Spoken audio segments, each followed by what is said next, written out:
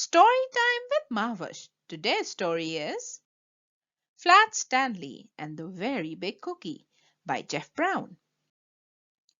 Stanley Lambchop lived with his mother, his father, and his little brother Arthur.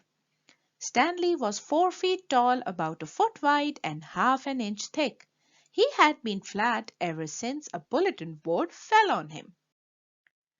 People in Stanley's town like having a flat boy around, especially since Stanley was always willing to lend a hand, or even a whole arm. He helped the librarian reach the books that slip under the stacks. He helped the dentist smooth out the new wallpaper in his office. And when the baker was busy, Stanley helped him frost cakes 2 at a time. But one day, Stanley and Arthur went to Pete's Sweets and found that the baker wasn't busy at all. "What's wrong?" asked Stanley. "It's the baker in the next town," said Pete. "He's taking away all my business." "But how?" Stanley asked. "What does he have that you don't?" "2 words," Pete said. "Cake pops." "Oh, cake pops. Yummy," said Arthur. Stanley elbowed his brother. "What?" Arthur said. "Are they?" "It's true," said Pete glumly. They are yummy. So why don't you bake them too?" suggested Stanley. "I'd never copy another baker," said Pete. "I'm the one with the big ideas. The tart trend, I started that. The cupcake craze, me again." Then Pete held up a flyer. "This is my chance to get back my customers," said Pete. "I have to think of the next big idea by Saturday." He threw his hand in the air. A cloud of flour flew up. "If I don't, my bakery is doomed." That night Stanley and Arthur tried to think of an idea for Pete. Mini muffin, bite-sized brownies, everything had been done before. "How about a nice coconut macaron?" suggested Mrs. Lambchop. The boys didn't know what a macaron was, but it didn't sound like anything that could beat a cake pop.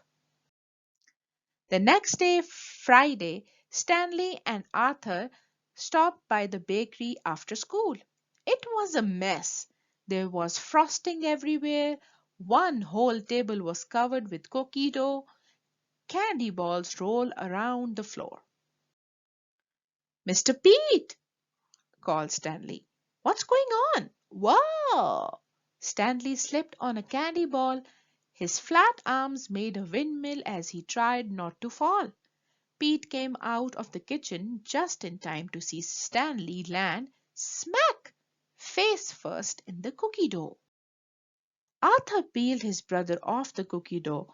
There was a Stanley-shaped dent in it. "I'm so sorry, Pete," said Stanley.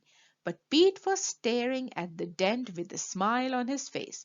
"The next big idea," he said. "It's big." Pete started racing around the bakery. The boys didn't know exactly what his plan was, but they pitched in. Stanley and Arthur helped mix a giant batch of cookie dough. They rolled it out on the table. Then Pete pulled a chair. "Stanley, would you climb up there?" and fell on the dough again. "Okay," said Stanley, "but does it have to be face first this time?" Pete grinned and shook his head. Stanley got up on the chair. He took a deep breath and fell backward. "Perfect!" said Pete. Arthur pulled away the extra dough. Pete and Arthur pulled and pulled. Then they helped Stanley stand up. On the table lay a gingerbread boy. It was 4 feet tall, about a foot wide, and half an inch thick. "Just like you," Arthur told Stanley. "Only good looking." The cookie looked even better when it was baked and decorated. "Wow," said Stanley.